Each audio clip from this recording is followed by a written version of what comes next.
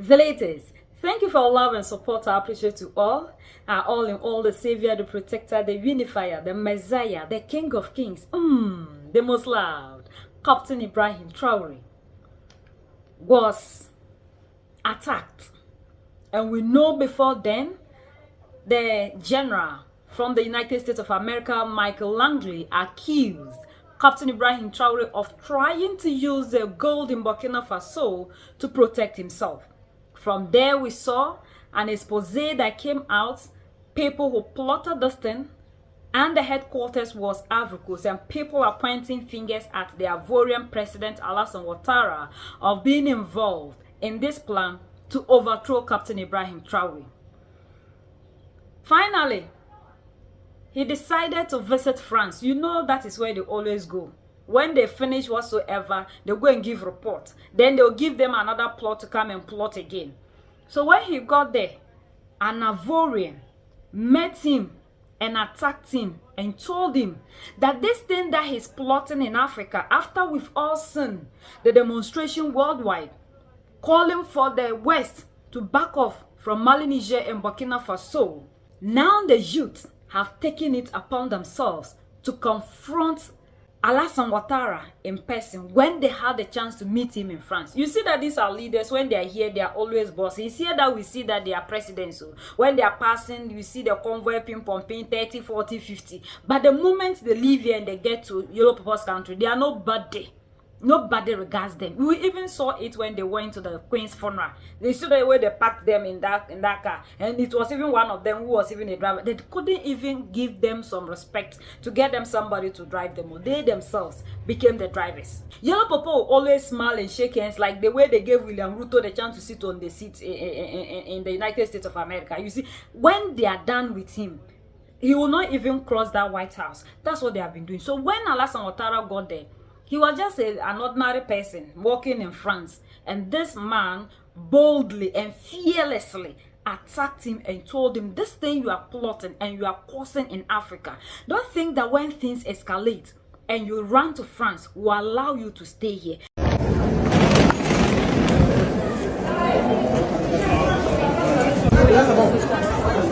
Ne fuyez pas cette fois-ci pour venir vous cacher en France ici, quand ça va commencer.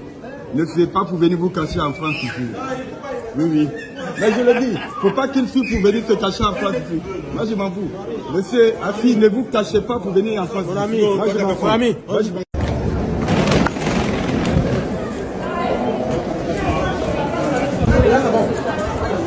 Ne fuyez pas cette fois-ci pour venir vous cacher en France ici, quand ça va commencer. Ne fuyez pas pour venir. Oui, oui. Mais je le dis, il ne faut pas qu'il fuit pour venir se cacher en France ici. Moi, je m'en fous. Monsieur mon ami. Africa's future lies in its youth.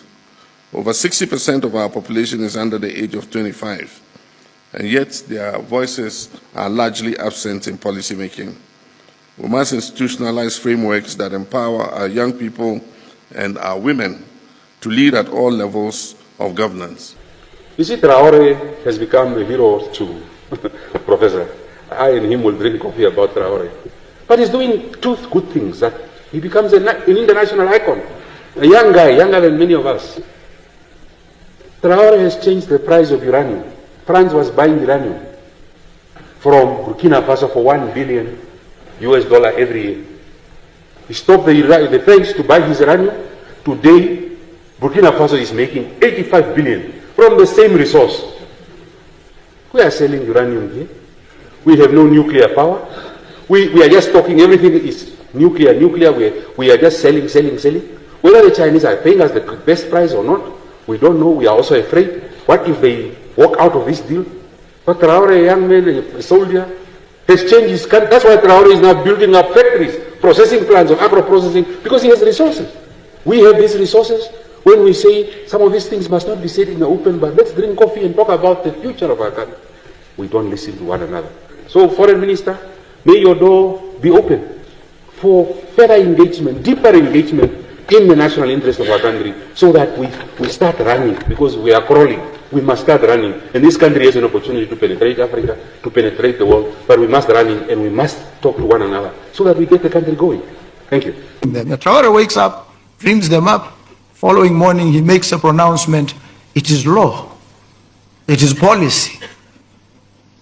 Action follows.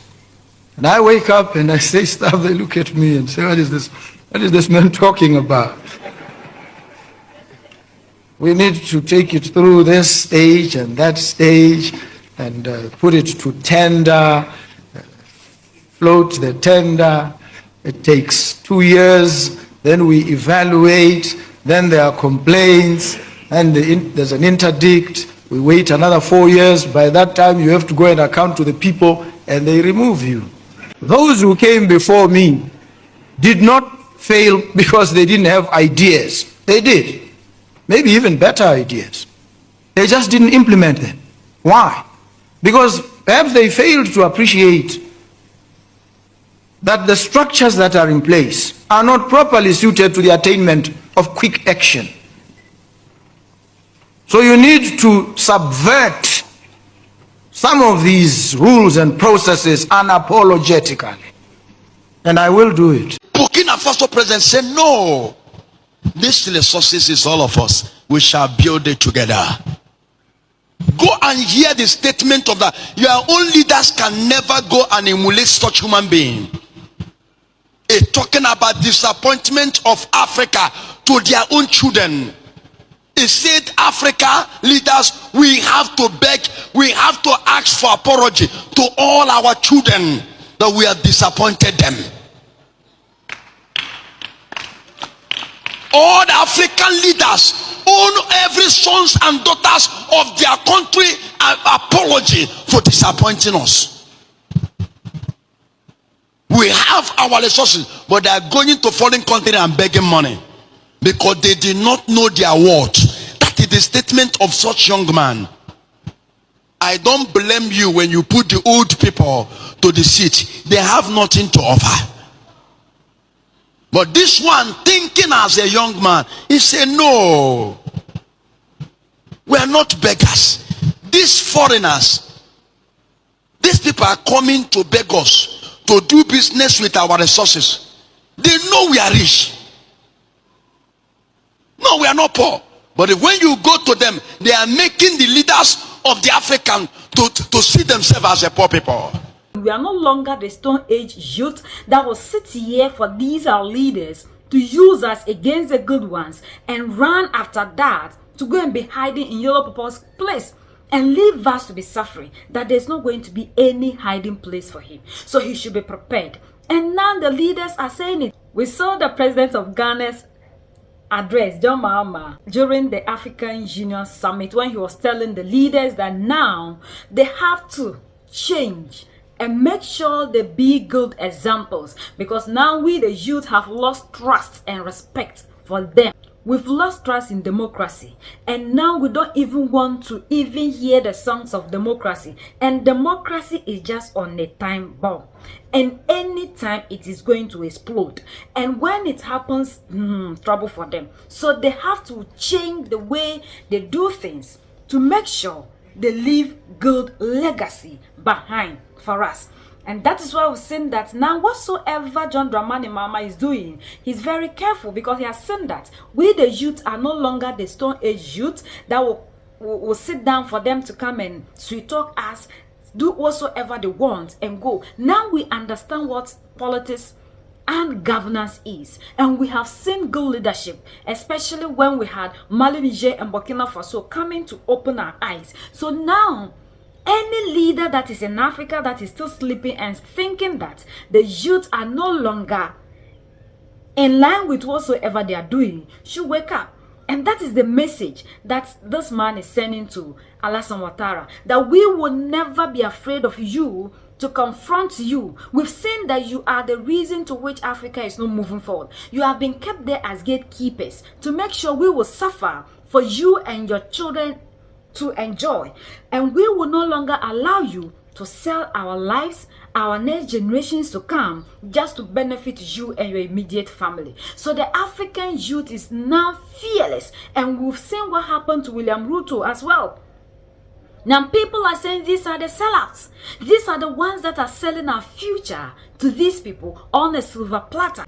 And now we the youth, are ready to fight any leader that will be a hindrance to this revolution. And we will protect the people who are risking everything in their power to give us the better Africa that we yearn for. Like Captain Ibrahim Traore said, what is democracy? What have we gained out of it? We are not in a democratic era because we've seen that it's a system that was used against us. This is a system that the oppressor is always using to benefit himself and not the African. And that is why any leader that is moving out of the system called democracy, these people go after them. Yellow Papa is angry because now they are not having access to the manual resources. They can no longer control them. If you move out of the system, Yellow Papa loses power over you. So they are no longer having that access to control you and manipulate you to their benefit. And now, this is a strong message to all the leaders that are eating democracy, and they have vowed that they will never do anything in their power to make sure Africa becomes a better place. And they will always sell our future and the generations to come to these people on a silver platter. We'll fight until we are all free. United we stand, divided we fall, and united we keep standing forever and ever. The greatest enemy of the African is mental slavery. So let's decolonize ourselves from mental slavery. Let's keep sharing to educate our brothers and sisters. Together we make African great for ourselves and the next generations that are going to come. So that's the latest around the world. In France,